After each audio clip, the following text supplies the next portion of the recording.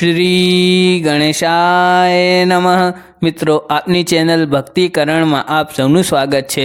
મિત્રો, આજે છે નવરાત્રિનો 8મો દિવસ, 8મી તિથિ, 8મું નવરાત્રા, 8મા દુર્ગા માં મહાગૌરીની પૂજા આરાધના। જે પૂજાનું ફળ છે સર્વે પાપ સંતાપ દૈન્ય દુઃખ દૂર કરવા માટે, અક્ષય પુણ્યની પ્રાપ્તિ માટે માં મહાગૌરીની પૂજા આરાધના ઉપાસના થાય છે। આજે આપણે આ વિડીયોમાં સાંભળીશું માં મહાગૌરીની કથા, મંત્ર તથા માની પૂજાનું ફળ। માં દુર્ગાજીની 8મી શક્તિનું નામ છે મહાગૌરી। માનો વર્ણ પૂર્ણતઃ ગૌર છે, માટે પણ માને મહાગૌરી કહેવાય છે। ગૌર વર્ણની ઉપમા શંખ ચંદ્રમાં સાથે કરવામાં આવી છે, કુંદના ફૂલ સાથે કરવામાં આવી છે।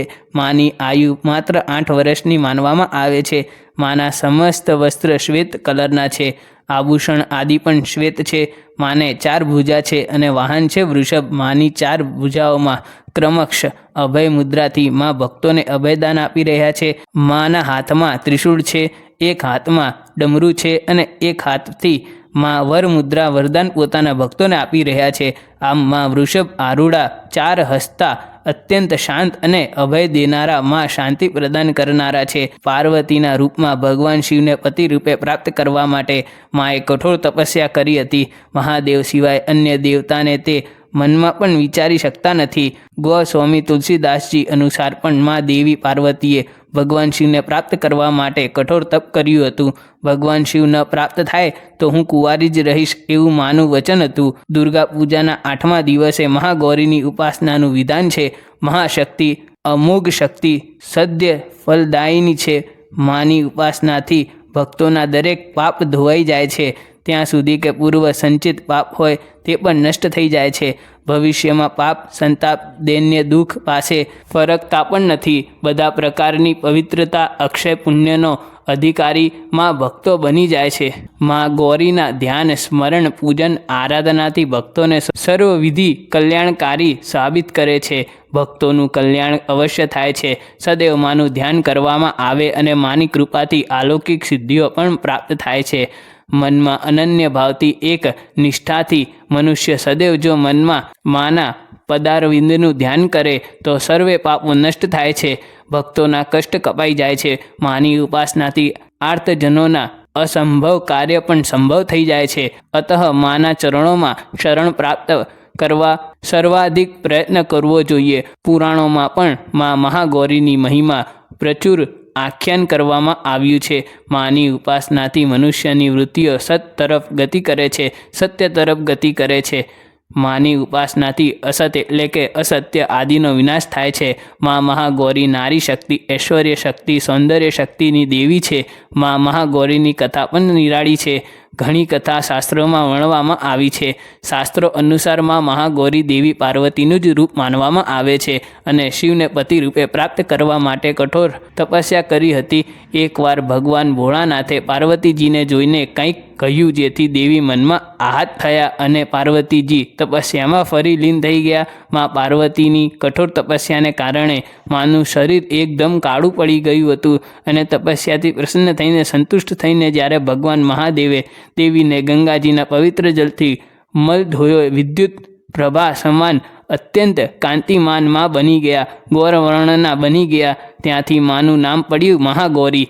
પાર્વતીજીનો રંગ અત્યંત જપપૂર્ણ હતો, તેમની છટા ચાંદની જેવી શ્વેત વર્ણની હતી, ધવલ હતી। ભગવાને દેવી ઉમા પાર્વતીને જોયા ત્યારે દેવી અત્યંત શ્વેત વર્ણ, શ્વેત વસ્ત્ર, શ્વેત આભૂષણથી પ્રસન્ન મન હતા। આ જોઈને પ્રભુએ તેમને ગૌર વર્ણ થવાનું વરદાન આપ્યું હતું, માટે પણ દેવી કહેવાયા મહાગૌરી। બીજી કથા અનુસાર જ્યારે ભગવાન મહાદેવને પ્રાપ્ત કરવા માટે દેવી પાર્વતીએ કઠોર તપ કર્યું હતું ત્યારે દેવીને રંગ તપસ્યાને કારણે કાળો શ્યામ પડી ગયો હતો। જ્યારે દેવીની તપસ્યાથી મહાદેવ પ્રસન્ન થયા ત્યારે ગંગાજળથી મહાદેવીનો અભિષેક કરવામાં આવ્યો। અભિષેકના કારણે દેવીનું જે શરીર હતું તે અત્યંત કાંતિમાન ગૌર વર્ણનું બની ગયું, માટે કહેવાયા મહાગૌરી। મહાગૌરીના રૂપમાં કરુણામય, સ્નેહમય, શાંતિ અને મૃદુલ દેખાતા મહાગૌરી અત્યંત સુંદર વર્ણના ભગવાન મહાદેવને મોહિત કરનારા હતા। દેવીના રૂપની પ્રાર્થના કરતા સર્વે દેવગણ ઋષિગણ પણ કહેવા લાગ્યા, સર્વ મંગલ માંગલ્યે શિવે સર્વાર્થ સાધિકે શરણ્ય ત્રંબકે ગૌરી નારાયણી નમોસ્તુતે નારાયણી નમસ્તુતે. આ રીતે સર્વે દેવી દેવતા ઋષિગણ પ્રાર્થના કરવા લાગ્યા. મહાગૌરીજીના સંબંધમાં એક અન્ય કથા પણ પ્રચલિત છે. એ કથા અનુસાર એક સિંહ ઘણા સમયથી ભૂખ્યો હતો. તે ભોજનની તલાશમાં ત્યાં પહોંચી ગયો જ્યાં દેવી ઉમા તપસ્યા કરતા હતા. ભગવાન શિવને પ્રાપ્ત કરવા માટે દેવીને જોઈને સિંહ પણ ભૂખ્યો તરસ્યો દેવીની તપસ્યા ત્યાં જ્યાં ચાલતી હતી તે કઠોર તપના સ્થાન ઉપર રાહ જોઈને બેસી ગયો કે ક્યારે આ દેવી ઊભા થાય અને પોતે તેનું ભોજન કરે. આ જ ઇંતજારમાં ઘણો સમય પસાર થઈ ગયો. સિંહ પણ એટલો કમજોર થઈ ગયો કે તે જગ્યાએથી ઊભો પણ થઈ શકતો ન હતો. દેવી જ્યારે તપમાંથી ઊભા થયા ત્યારે સિંહની દશા જોઈને દેવીને ઘણી દયા આવી. ત્યારે માએ વિચાર્યું કે આ સિંહે પણ મારી જેમ તપસ્યા જ કરી છે. સિંહને માએ પોતાનું વાહન બનાવ્યું અને શક્તિ આપી. ત્યારથી દેવી મહાગૌરીનું વાહન નંદી પણ છે, બેલ પણ છે, બળદ છે અને સિંહ પણ છે. આ મહાગૌરીનું વાહન સિંહ અને બળદ બે કહેવાય છે. આવી રીતે શાસ્ત્રોમાં જુદી જુદી 3 કથા કહેવામાં આવી છે. અષ્ટમીના દિવસે મા મહાગૌરીની પૂજા આરાધના કરવા માટે સૌપ્રથમ વહેલા ઉઠી સ્નાન આદિથી પરવાડીને આપણા ઘરના મંદિર પાસે બાજુમાં બાજોટ પાથરવું, તેની ઉપર લાલ વસ્ત્ર પાથરવું, તેની ઉપર મા કુળદેવી કે મહાગૌરીનો ફોટો કે મૂર્તિ બિરાજમાન કરવી તથા માને ચુંદડી શ્રીફળ ભેટ આપવા. આ દિવસે સુહાગન મહિલા જો માને સુહાગનની જે વસ્તુ છે સાડી, ચુંદડી, શ્રીફળ તથા સુહાગનોનો સામાન, બંગડી, ચાંદલાનું પેકેટ, લિપસ્ટિક, કાજલ, મહેંદી આદિ માને ભેટ આપે તો મા પ્રસન્ન થાય છે અને અખંડ સૌભાગ્યના આશીર્વાદ આપે છે.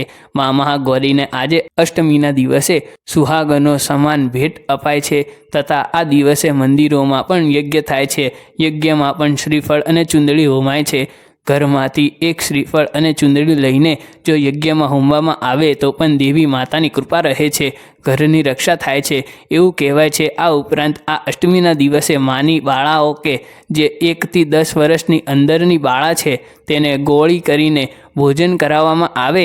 ખીર, પૂરી, બટેકાનું શાક, ચણાનું શાક મોળું હોય એવું કે જે નાની બાળાઓ ખાઈ શકે તો પણ માતાજીની કૃપા ઉતરે છે. આ નાની બાળાઓને પગ ધોઈને તેની પૂજા કરાય છે. સાક્ષાત દેવી માનો અવતાર મનાય છે તથા ભોજન કરાવીને આ નાની બાળાઓને કંઈક ભેટ આપવામાં આવે તો પણ માની કૃપા ઉતરે છે.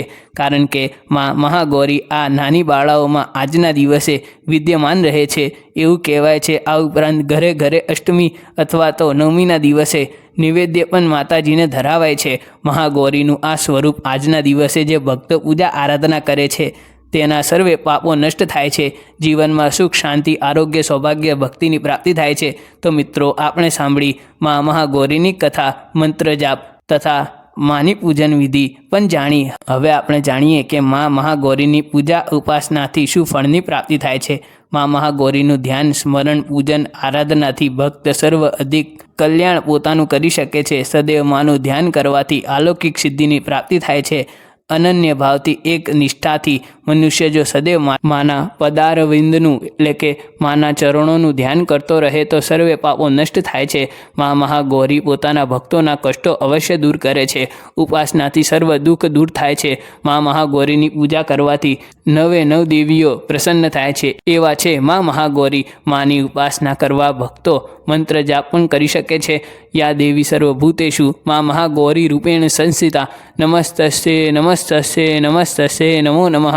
અર્થાત હે મા સર્વત્ર બિરાજમાન અને મા મહાગૌરીના રૂપમાં પ્રસિદ્ધ હે અંબે, આપને મારા વારંવાર નમસ્કાર છે. હે મા, મને સુખ સમૃદ્ધિ પ્રદાન કરો. આવી રીતે માનો મંત્ર જાપ કરાય છે. આ ઉપરાંત પણ મંત્ર છે ઓમ મહાગૌરીએ નમઃ. આ મંત્ર 108 વાર જપવો જોઈએ અને માનું ધ્યાન હૃદય મનમાં ધરવું જોઈએ. બોલો મા મહાગૌરીની જય.